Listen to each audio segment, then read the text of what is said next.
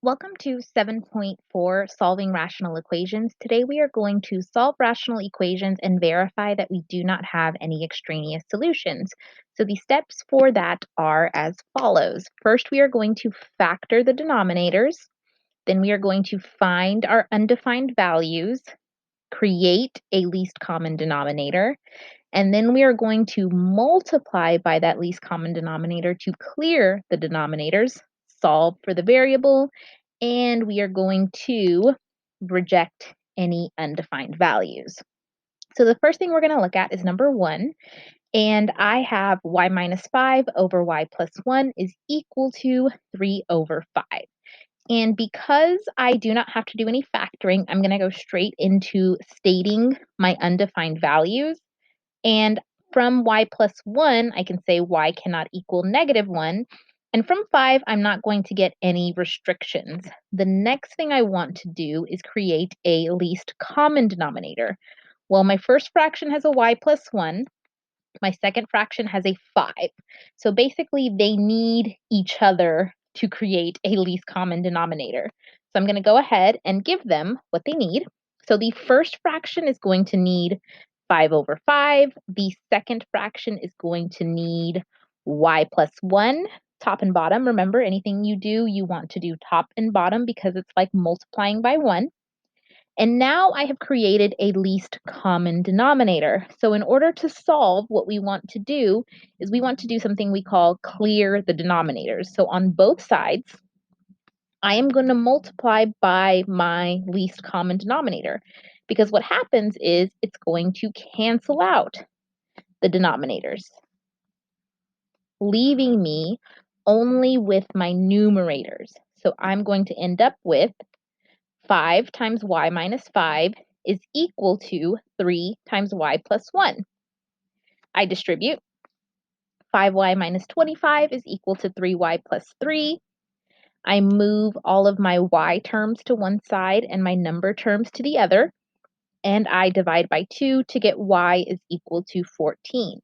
Now you want to check that your answer is not one of your undefined values, which in this case it isn't, so I'm going to go ahead and say y equals 14 is my solution. Let's go ahead and look at number 2. So I have n minus 3 over n minus 1 plus 2n over n minus 1 equals to 2. Remember, anytime you have a whole number, you can think of it as that whole number divided by 1. So I do not have to do any factoring here, but I should still state my undefined values. When I set my denominators, which they are the same in this case, not equal to 0, I am going to get n cannot equal 1. Now I have currently n minus 1, n minus 1, and I have a 1. And basically, all I have to do is give this 2 over 1 the denominator of n minus 1. I don't have to do anything crazy to the left side here. So I'm going to end up with n minus 3 plus 2n, because I wrote that all over their common denominator of n minus 1, is equal to 2 over 1, and then I gave them n minus 1.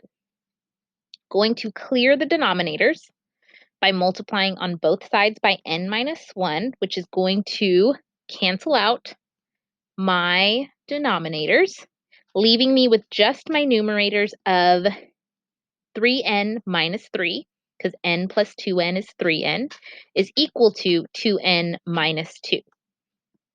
Move all my n terms to one side, my number values to the other, and I end up with n is equal to 1. Well, from the beginning, I said n cannot equal to 1. So in this case, I'm going to have no solution. I went ahead and boxed my final answer. Now let's go ahead and move on to number 3. So I have 1 over x minus 1 plus 1 over x plus 2 is equal to 1/2. And I don't have any factoring to do, but I can state my undefined values. From my first fraction, I get x cannot equal 1. I get x cannot equal -2. And remember, anytime you just have a whole number, it's not going to give you an undefined value. Now, creating a common denominator for this one gets a little tricky. I have x minus 1. I have x plus 2. And I have 2. They are all missing 2 pieces. They are missing the other two that they do not have. So I have a lot of things to add in. So let's go ahead and get started on that.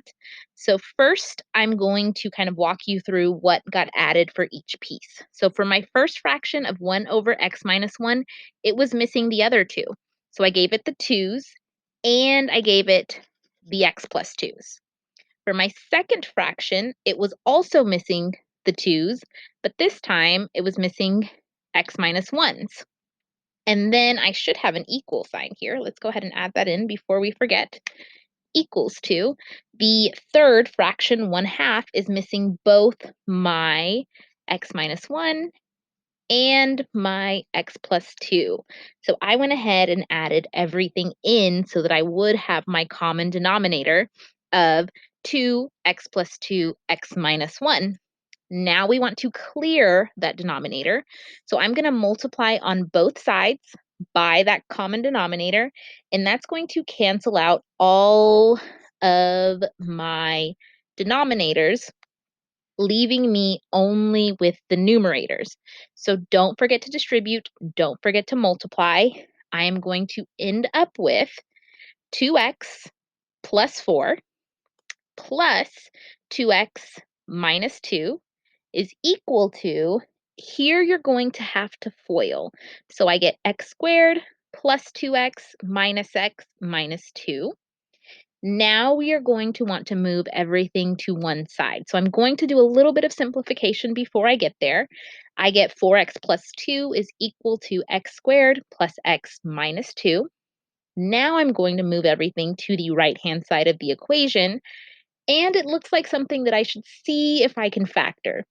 So I want it to multiply to be -4, add to be -3.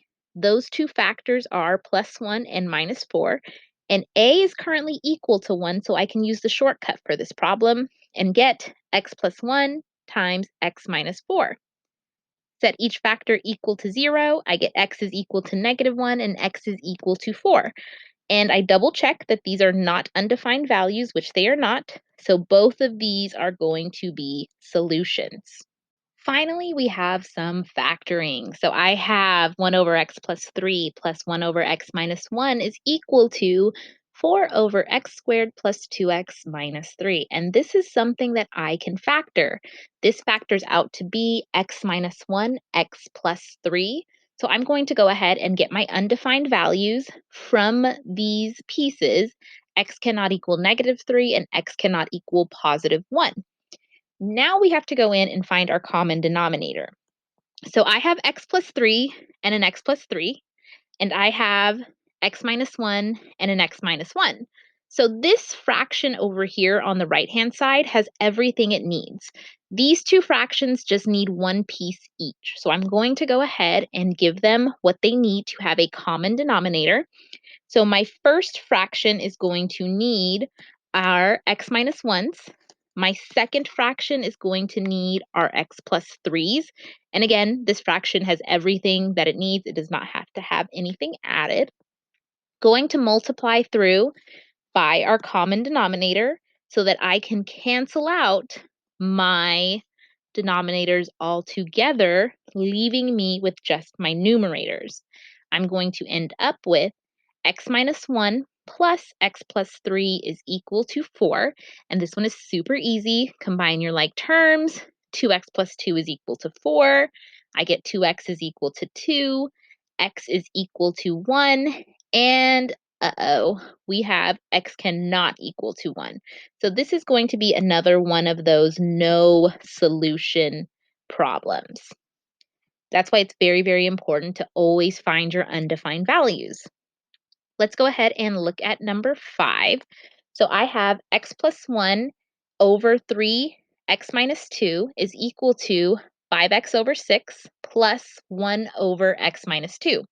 Now, I don't have any factoring that needs to be done for this problem, so I'm going to go ahead and figure out what my undefined values are first.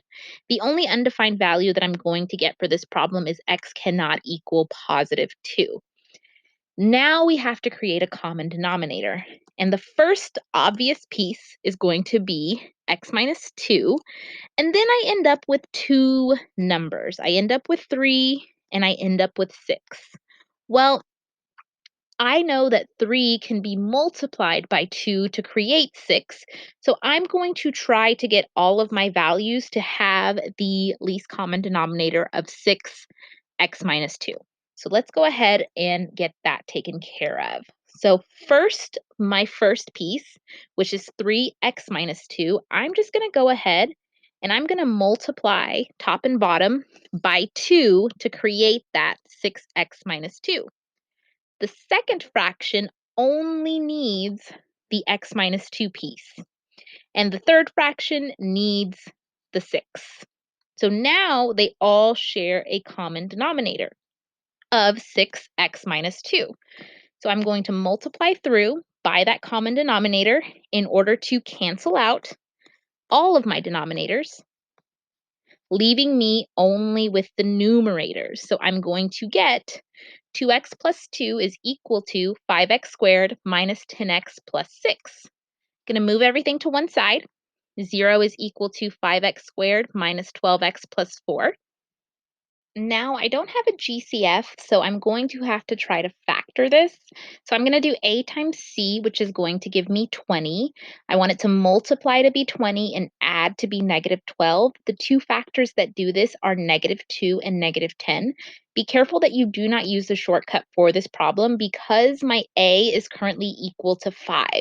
Cannot do the shortcut, so I'm going to have to split the middle term to be negative 2x minus 10x using those two factors we just chose. Going to group my first two factors together and my second two factors together to give me GCFs of x and negative 2 and parentheses of 5x minus 2. So that means that my two factors are 5x minus 2 and x minus 2. So my two solutions or potential solutions are x is equal to 2 over 5 and x is equal to 2. Well, we said at the very beginning that x cannot equal positive 2. So this is an extraneous solution. We cross that one out. The only solution that works is x is equal to 2 over 5. Let's look at number 6. So for my first denominator, I do have some factoring.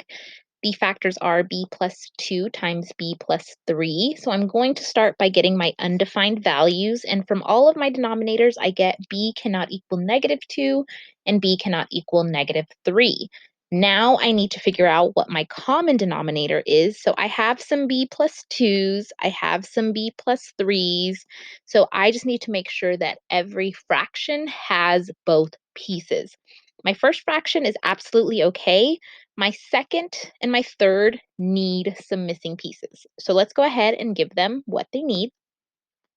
I end up with my first fraction staying the same, and then I gave my second fraction the b plus 3s that it needs, and my third fraction the b plus 2s that it needs, so that we all have a common denominator of b plus 2 times b plus 3. I'm going to go through and clear my denominators by multiplying on both sides by the least common denominator. So all of these cancel out, and I'm left with just my numerators. So I end up with 3 plus b squared minus b plus 3b minus 3 is equal to 7b plus 14. Make sure that you are careful with this middle fraction because it is foiling. You have to make sure that you foil these two together. That's where I got this b squared minus b plus 3b minus 3. Now I'm going to go ahead and combine like terms and try to simplify as much as I possibly can. I'm going to move everything to the left-hand side to give me b squared minus 5b minus 14. Now this looks like something I should be factoring, so I'm going to see what do I have that multiplies to be negative 14, adds to be negative 5. Those two factors are negative 7 and positive 2. And since a is equal to 1, I can use the shortcut and say that my factors are b plus 2 times b minus 7. I set each factor equal to 0 to give me b is equal to negative 2 and b is equal to positive 7. Now I want to double check. In the beginning, I said b cannot equal -2, so this is going to be an extraneous solution. The only solution to this problem is b is equal to 7. Now, for number 7, we are going to start by factoring. So my second fraction is going to factor to be x minus 1 times x plus 4. And my third denominator, I went ahead and rewrote because remember, we generally like to deal with x as our first term. It's the most common way we're used to seeing it.